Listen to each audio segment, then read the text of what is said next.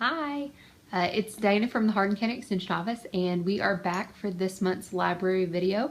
If you've been following along, we've been doing different kitchen appliances, and we decided this month that since we couldn't do in-person canning classes, which I would love to be able to do, that we would do a question and answer session with canning instead. And so we've had you all submit questions for about the last month. We got some really good ones in, and so I'm just going to kind of answer those. I'm going to do it a little bit different because I feel like you get tired of seeing my face, and I don't just want to be a talking head, and I don't want it to be something where you have to go back and listen to everything that I say to get your one answer. And so I've broken it up into a graphic presentation instead, where you'll actually see the questions that we got asked and see the answer. I'll expand on those answers as I talk, but you'll see a clear and concise answer to each one written on paper, so that'll help you as you go back through if you need any answers as well. I will stop a couple of times and just do some closer showing of something or anything like that, but for the most part I'm just going to answer the questions that got submitted today. So thank you to all of you who submitted questions. That does not mean that if something comes up or does not come up in this video that you need answers, that you can't get that answered. So please don't hesitate to contact me at the Hardin County Extension Office. Our phone number there is 270-765-4121. And I would be more than happy to answer your canning questions, troubleshoot whatever it is that you need. You can also find us on Facebook. It's the Hardin County Cooperative Extension Service, and write a comment there or send us a message. And as always, I'm going to be monitoring the comment box here as we do this video. And so I will be answering any extra questions that you may have, or if you need clarification on something that I say, anything like that, please don't hesitate to ask.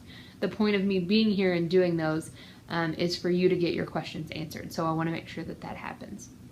So like I said, this one's a little bit different just because I didn't feel like just me sitting here talking was going to be as helpful as it could be. So I did make it into a more visual presentation, and we'll get that started. Thank you all for watching. I'm just going to kind of move through these, and I'll expand a little on the questions that you see and the answers that you see, but for the most part the answer is there and concise. So first question I got was, how long are home canned goods safe? I get this question a lot, and it's a fun one to answer because technically if foods are preserved properly, they're good indefinitely, which is one of the benefits of home canning.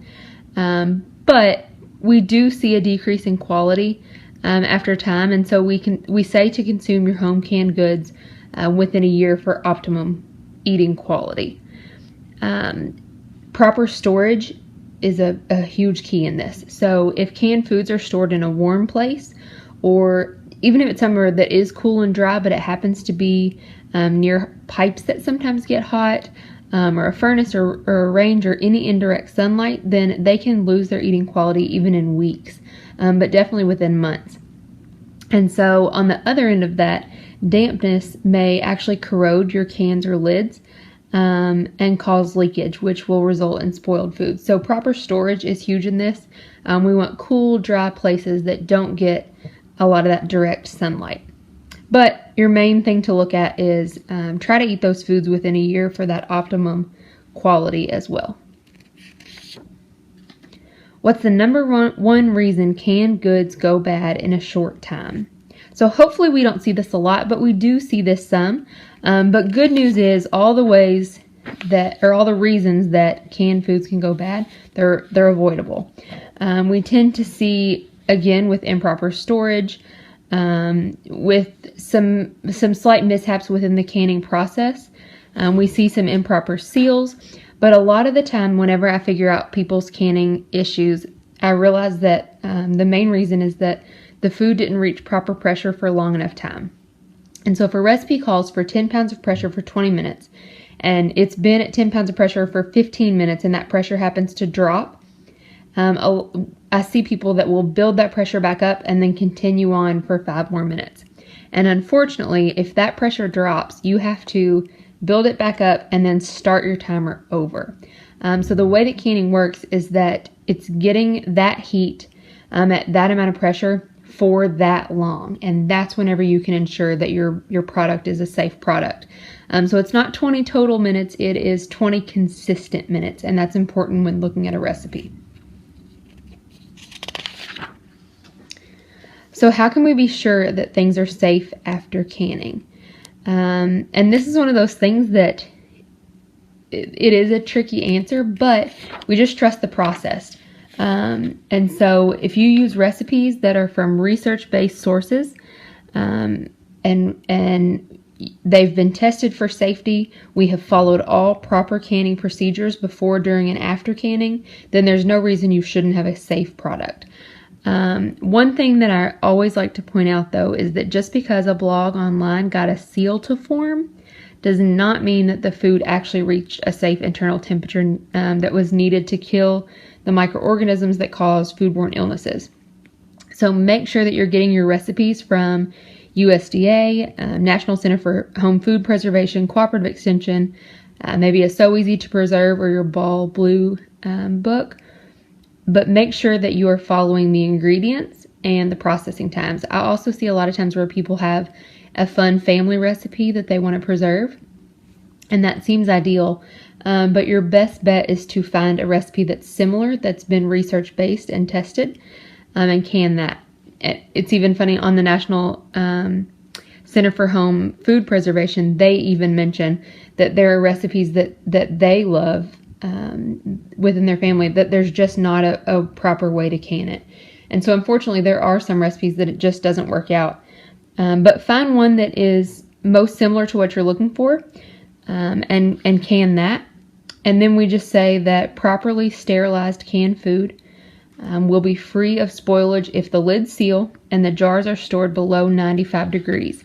But if you're looking for really that retention of quality, you want to store your jars between 50 and 75 degrees. And if all of those things follow suit, then we can ensure that the canned foods are safe. So what can be safely canned without a pressure canner? So there's two differences to point out here. There is a pressure canner and a boiling water bath. And so if you don't have a pressure canner, maybe you're just getting started in preserving your food and you're a little leery of pressure canning, which I totally understand, then you may want to start with a boiling water bath. And so I'll show you here in just a second after I answer this question the difference between the two. But I also get the misconception a lot that you can just use one or the other. They're almost interchangeable, and that is not true. It has to do with the acidity level of the food, so the pH of the food. So high acid foods and some foods to which acids have been added, so things like pickles and some of your tomato products, are safe to process in a boiling water bath. So fruits, tomatoes, tomato products, pickles, relishes, salsas, jams and jellies, and then more things than that. But you're really looking at foods that have a pH of 4.6 or above, or again, those foods that have an added acid, like pickles, tomato products, things like that. Now, this does not mean that if you want to can your green beans, that you can just add vinegar, add some sort of acid, and then that makes it acceptable to process it in a boiling water bath. That is not the case. It's only those foods that are kind of right on the line, which is where our tomatoes fall, that we add an acid to ensure that it reaches that safety point. So technically our tomatoes should have high enough acid, but the way that we grow them now, we produce so much more on a smaller plot of land, and so they're not as acidic as they used to be. And so we always add an extra acid, lemon juice typically, to ensure that acidity makes it safe for a boiling water bath. So I'm going to show you the difference between the two types of canners now, and then we'll go back to answering our questions.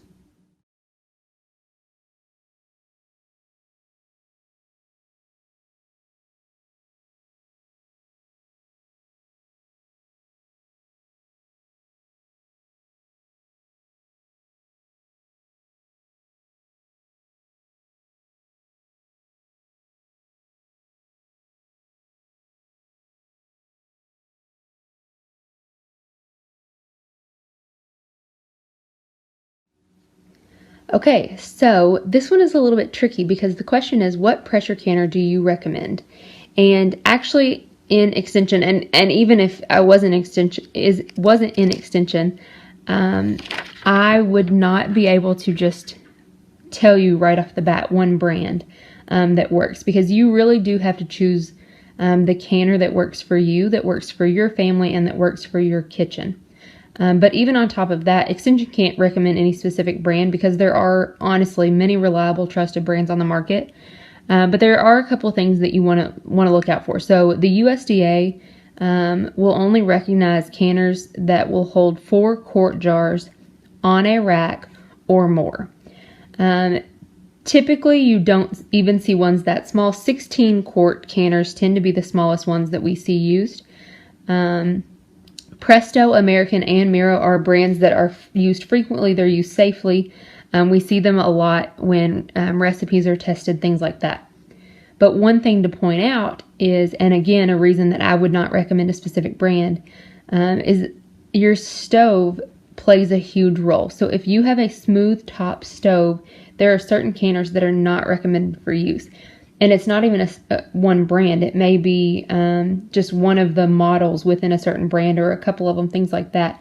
And so make sure when you purchase your canner, or if you've inherited a canner or you've got one at a yard sale or anything like that, that you find the manufacturer's instructions for that exact make and model of canner that you have, and make sure that you can use it on a smooth top.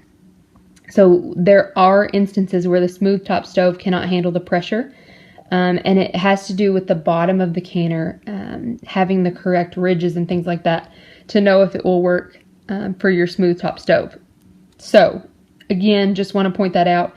I can't, even if we could recommend a specific brand, I wouldn't, just because it really has to work for your family and your kitchen and your needs. So along similar lines, I got asked about what brands of lids do you think are most reliable, and it's sort of the same thing. There are tons of brands of reliable lids on the market, but I do want to point out a couple of things. So when choosing your lids, you've got to make sure that they are 2-piece screw top lids. We want them to be the flat metal lids, and then you want to make sure that, and I'll kind of point this out, the 2-piece here, this is the ring, and then this inner piece here is the lid. And I'll show you one in person in just a second, but the bottom of this lid will have a colored gasket compound around the bottom edge, and that is what actually, when heated, forms the seal. You can reuse rings, you cannot reuse lids. And so that's another thing that's very important to point out. That as long as your rings are free of rust and in good condition, you can reuse those from year to year, but lids are one-time use. Another thing to point out is that if you haven't purchased new lids in a while, and you're purchasing some new ones this year, there were a couple of changes to some brands. I know Ball has made changes to their lids. I'm not sure of if any others have, but we always have had to preheat our lids to get that gasket compound ready to seal. That is no longer the case. And so those can just be popped right on after you have prepared your cans, or your jars, I mean. And actually, we've seen some issues that if people did preheat them like normal, they're actually not getting a proper seal. And so make sure if you purchase new lids that you be sure to read the box and see what it tells you about preheating those lids, because that is changing right now with some of the newer lids that we see on the market. So I'm going to show you lids really quickly, and then we'll keep answering questions. So this is one of those 2-piece lids that I mentioned. So this is our ring. These are reusable as long as they are free of rust and in good shape. This is our lid.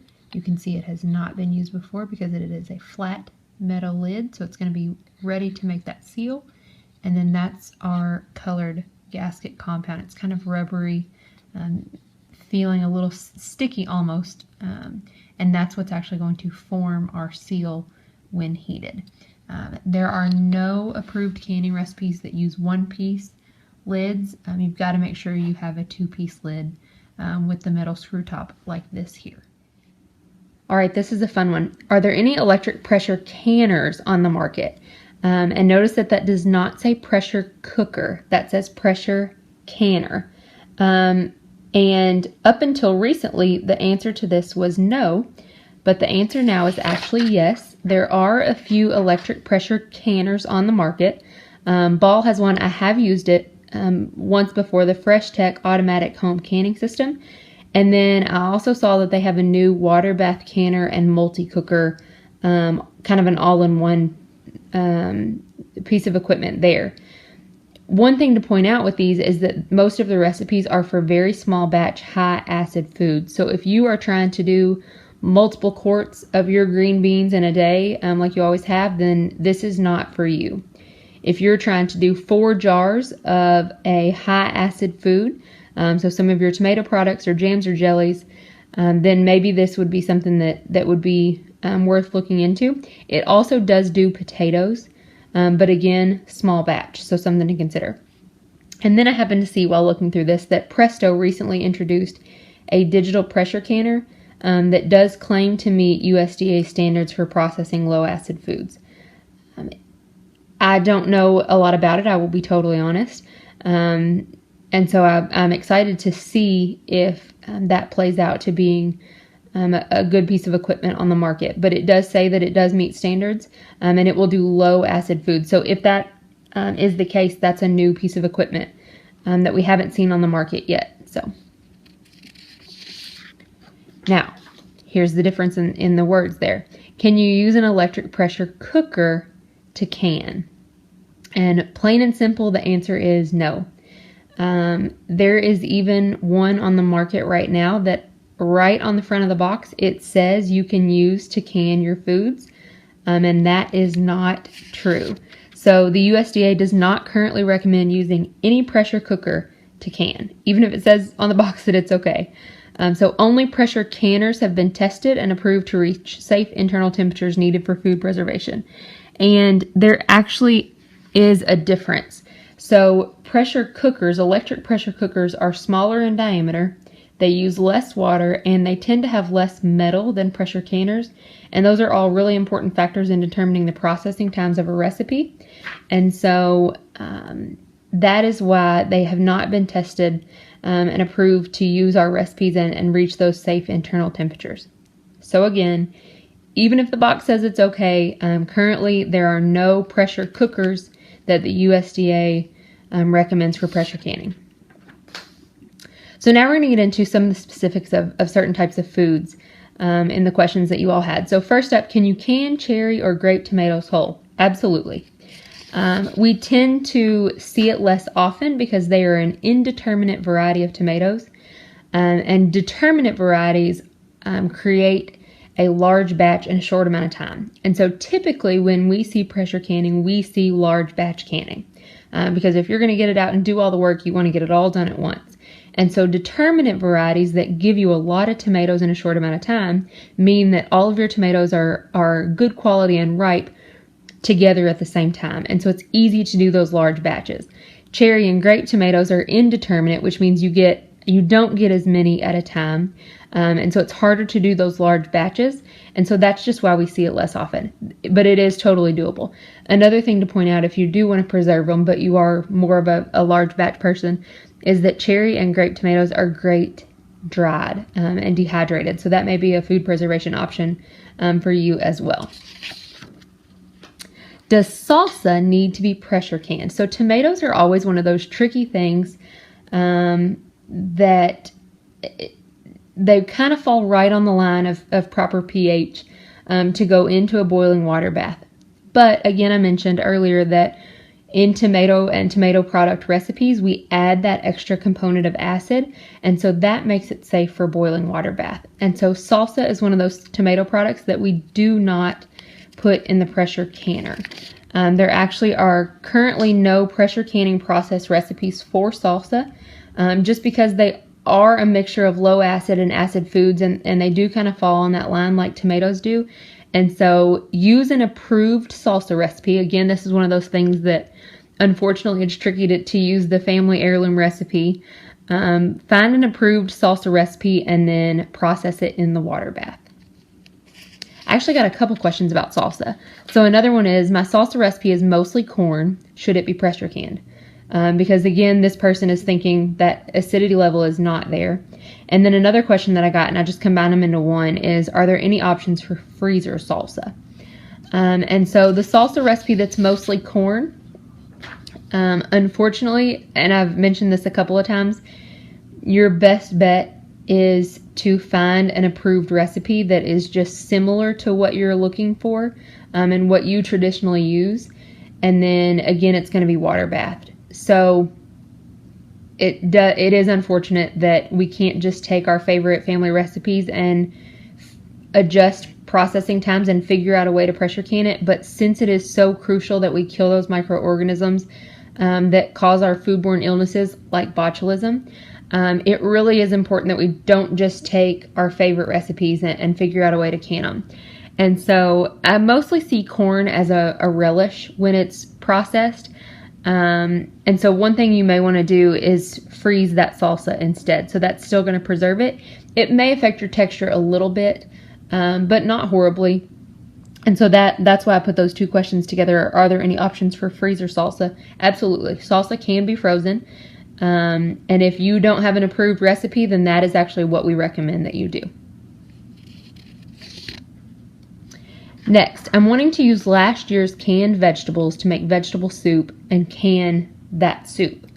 I worry that canning again will overcook my vegetables, so how many minutes should I can the soup for? And this one is a tricky question. So there's a couple of parts to it. Typically, vegetable soup recipes that we see for preserving use fresh ingredients. Can you use last year's canned vegetables? Yes. But then the next part comes in of it absolutely is going to compromise the texture of those vegetables, processing them again.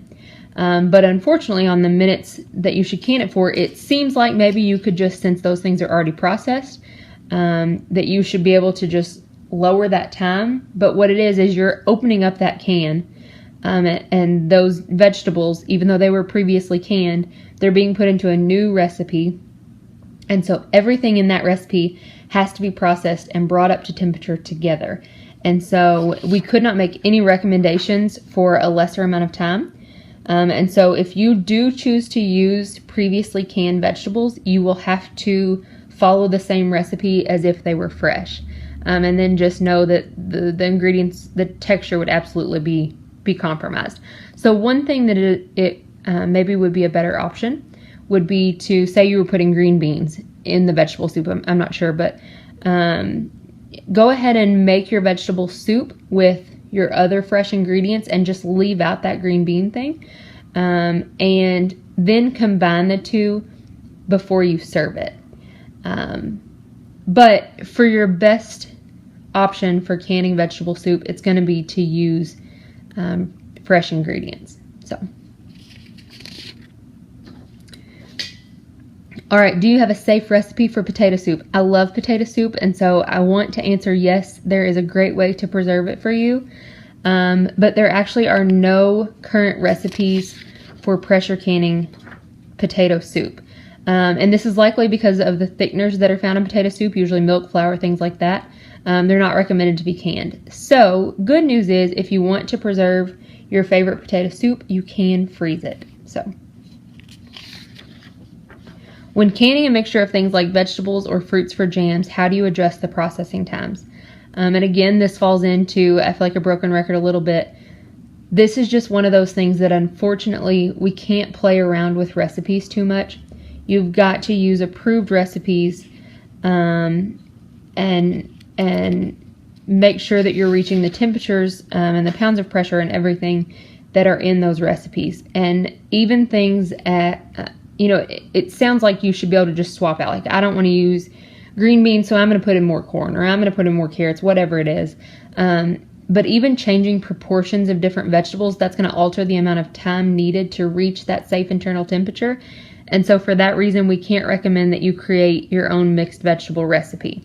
There are several approved recipes for mixed vegetables, mixed fruits, and mixed fruit jams and jellies. And so the best thing that I can tell you, and sometimes my job is not always fun. I don't always get to tell people, the answers that they want to hear. But Find the one that is most similar to your needs, and can that one, and that's going to give you your safest end product. And again, when we're looking at preserving our food, we want to do it safely. First of all, we don't want to spend the time and the money to preserve a food that doesn't give us a safe end product, because then that's just wasted. And second of all, we don't want to get sick, and we don't want to make our friends and family sick. And so it is the hard news sometimes of that recipe cannot be canned, or a lot of times my job is, here's what happened in my canning process. Something went wrong. Can I save it? And I have to be the one sometimes to say, no, you're going to have to toss it. And that's hard for me. But my goal as an extension agent is to make sure that you and the people that you're serving food to are safe. And so this is how we get there. So we are almost done. And I saved this one for last just because it is a fun recipe. These people attended a class that we took, or that we had at the extension office, and we made strawberry jam. And so she asked if I could please share the recipe again. And one thing to point out is at this class, we used the Ball Jam and Jelly Maker, which if you have not seen that appliance, if you do small batch jam and jelly, it's awesome. I will admit that. I'm not promoting it at all, but it is a product that we do have at the extension office for test purposes, and it has worked out really well. And so if you have a jam and jelly maker, we in that class used the reduced sugar recipe, which you see there. But if you're just wanting to can strawberry jam traditionally, then you would use this recipe right up here. And then you would stir to your little heart's content. So I say that because if you are canning traditionally, you do have to stand and constantly stir as you bring that jam and jelly to a boil. But then you're going to load your jars and process those in a boiling water bath. So that one thing to point out, the jam and jelly maker is for small batch canning. It doesn't do a bunch. And so again, it's just choosing what's right for your family. And then last thing is I just wanted to say thank you all for playing along, for submitting those questions, and I hope you learned something today. If you have any questions at all or follow-up things that you need, please don't hesitate to contact me at the extension office. Thanks you all. See you next month.